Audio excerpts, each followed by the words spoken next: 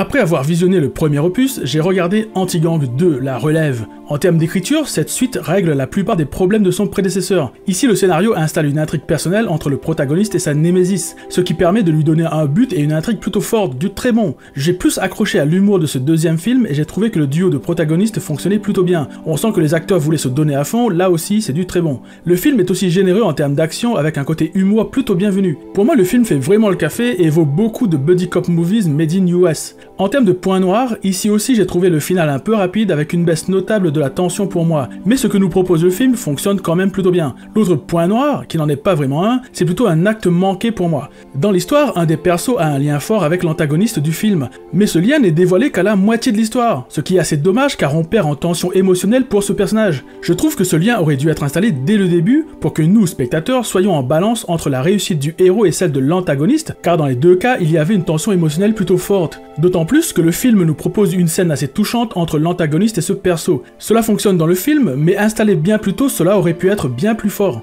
Ensuite, un point pas hyper grave, mais là aussi qui aurait pu amener de la tension, c'est que dans le film, il y a une arme. Mais cette arme met bien 5-6 secondes avant de se déclencher. Dans certaines scènes, cela fonctionne super bien, mais le héros va à un moment l'utiliser dans une scène assez forte, où l'arme pourrait le tuer si elle se déclenchait. Mais pour moi, cela manquait de tension à cause de ce laps de temps avant l'activation de cette arme. Je me suis dit que le héros avait le temps de se barrer loin avant que l'arme ne se déclenche. Mais si par exemple cette arme se déclenchait instantanément, alors là oui, la tension aurait été à son paroxysme, car dans ce cas, pas d'échappatoire pour le héros, et je serais resté accroché à mon siège de peur qu'il se loupe et que cette arme en finisse avec lui. Anti-Gang 2, La Relève, est le digne successeur du premier film. Je le trouve mieux construit en ce qui concerne l'intrigue du héros et j'ai plus accroché à l'humour. Le film n'invente rien, mais ce qu'il fait, il le fait bien et c'est tout ce que je demande.